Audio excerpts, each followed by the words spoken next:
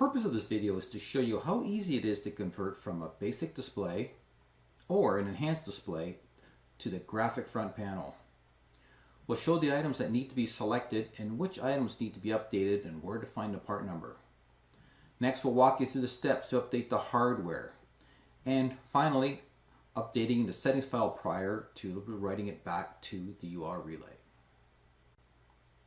To begin, let's focus on the build of materials and the items that need to be ordered. We'll focus on the front panel, the CPU module, and the power supply module. When ordering these items, you'll need to gain access to the online store. The store can be accessed from the GE Grid Solutions homepage at this link. Then you can select Store,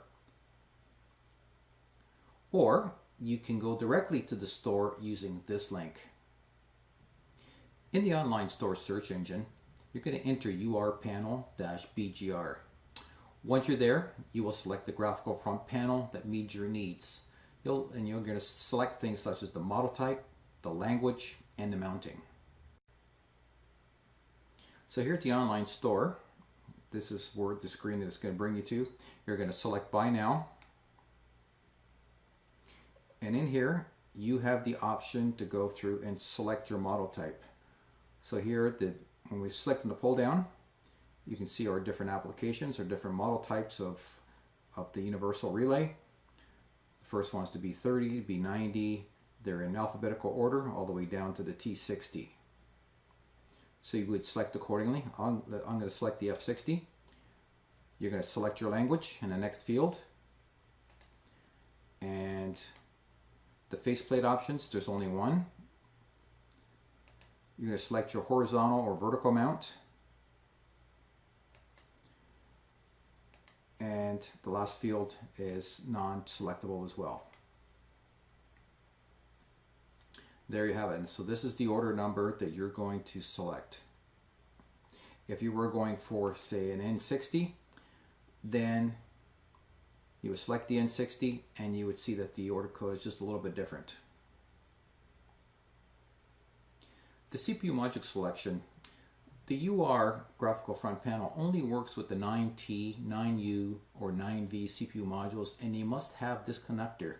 If you don't have this connector, you'll need to order the new 9T, 9U, or 9V CPU module types.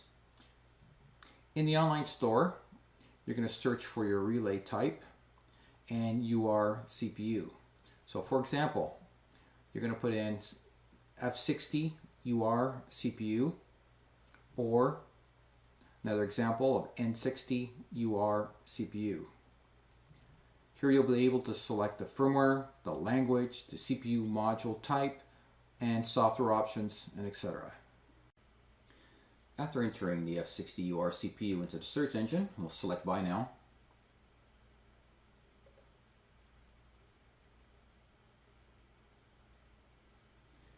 And here we'll have a choice to go in and select our different choices. We have our CPU module. This we can't change.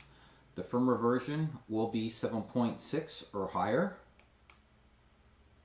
The languages are as shown. The CPU type, we have T, U, and V. The mounting, horizontal or vertical, and of course you have a choice here of whether you want harsh environmental coating or not. The software, when you select on Choose, gives you the choice of your different additional software options, things like 61850, cybersecurity, PRP, so forth, so on. So if I select something like 61850, you can see the additional order code changes to 03. And up here it also changes to 03. As far as this CPU user interface, this is the configuration of the front panel. And because we're going with the graphical panel, we want to leave it as the letter E as an echo.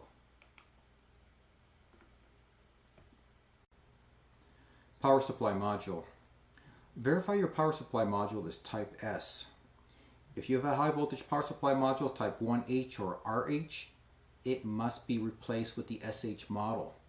If you have a low voltage power supply module type 1L or RL, it must be replaced with the SL model. If you need to order the Type S power supply module, you can search for it in the online store and search for UR-PWR.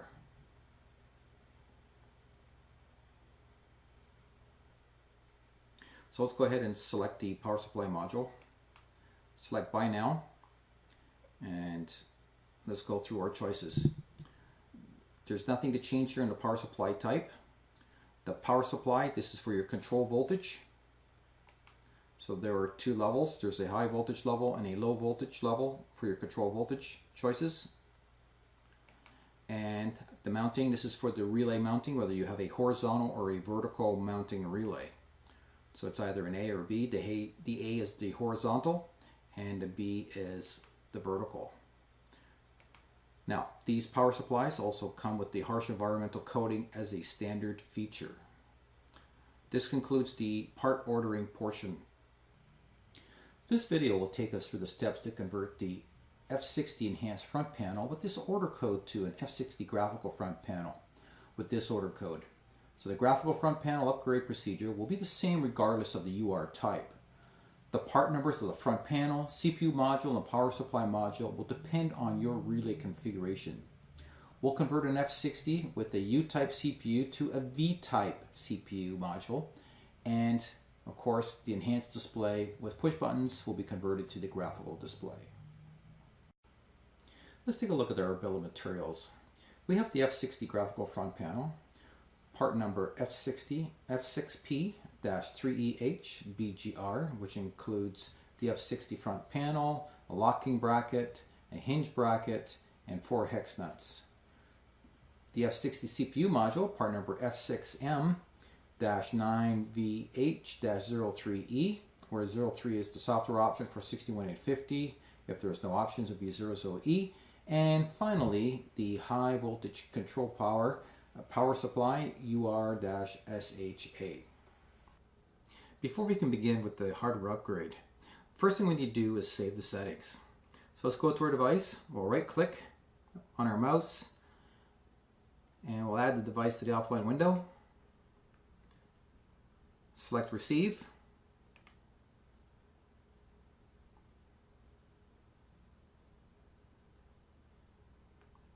Answer yes. Now that this has been saved, now we can continue on to the hardware. The next step is to verify that the control power has been removed and the universal relay is powered down. Disconnect the RJ45 connector and disconnect the ground strap. You'll have to apply pressure to the center of the connector to release the clasp. Turn the UR to the left to gain access to the left side, which is the hinge side. Remove these 4 Phillips screws and remove the front panel and the hinge assembly. Next, let's turn the relay clockwise, and on the right side, on the latch side, remove these 4 screws and remove the locking bracket. Attach a new bracket with part number 1001-0183 stamped on it using the same screws. Now the difference between this piece and the original is the additional guide pin. Next, let's verify and/or replace the required UR modules. Install the Type S power supplies and install the new CPU module with the additional connector.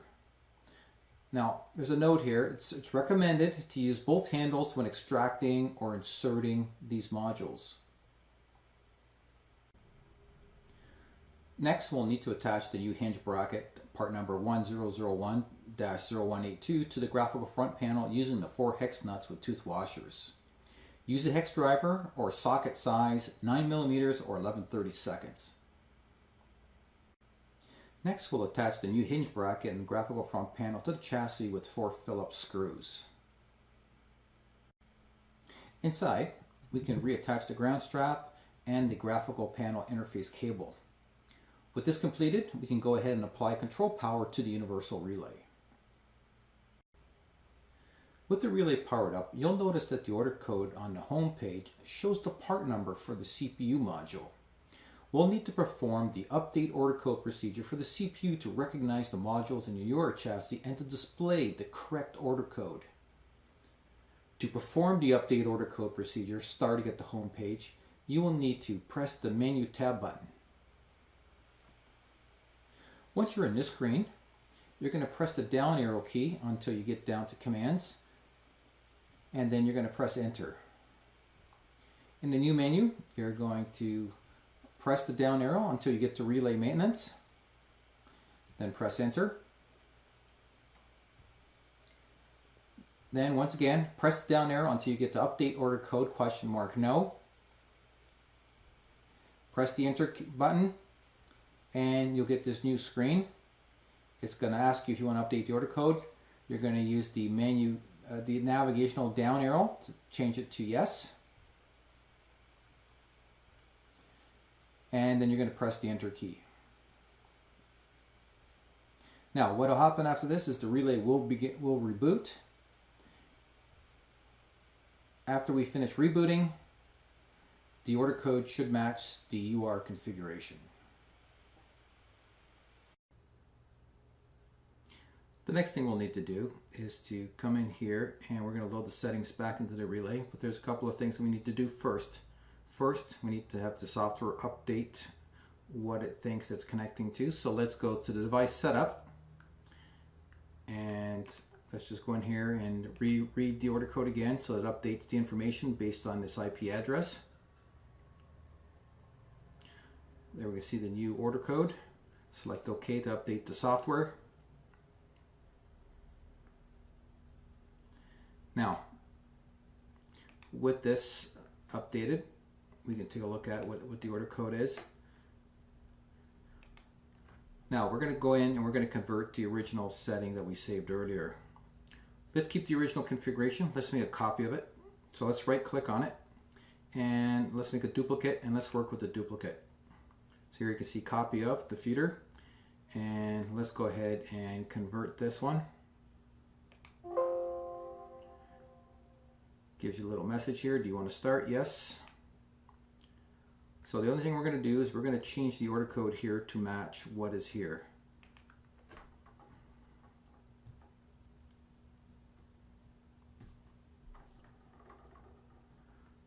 So V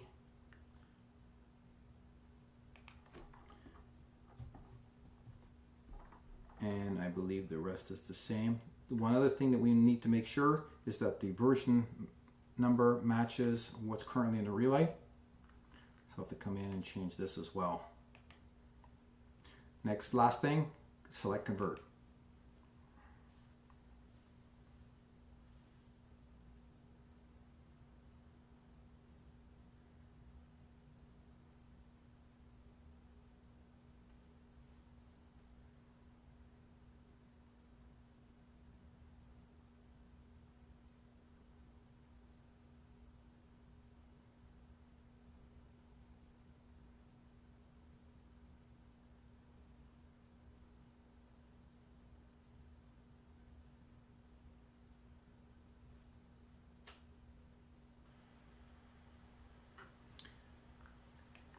Here's a list here of all the changes.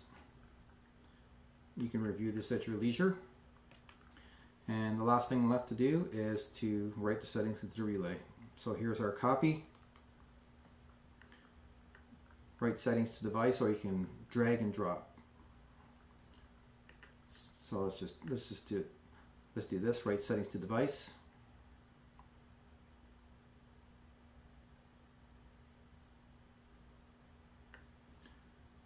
Select your device, click on send, yes.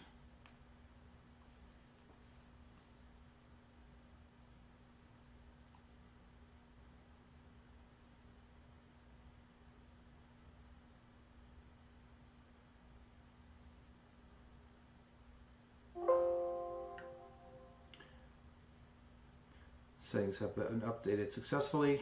Select yes to clear it.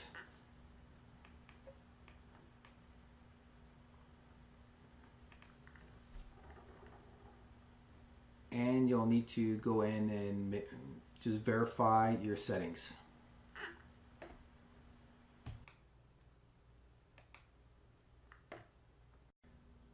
Now that we've got the settings loaded into the relay, let's go ahead and verify the operation. Let's go into targets. Let's see if there's any errors. This is just one configuration here under product setup called installation. Change it from not programmed to programmed. And that should remove any errors and alarms that were located in the targets. Now, just a note, there's one thing you should be aware of, is that the 48 LEDs and the user push buttons and the 16 configurable push buttons and the user definable displays are now part of the graphical panel. So now you have an opportunity to go in and configure the metering editor, the annunciator panel, and determine what you want to be using for your user definable displays.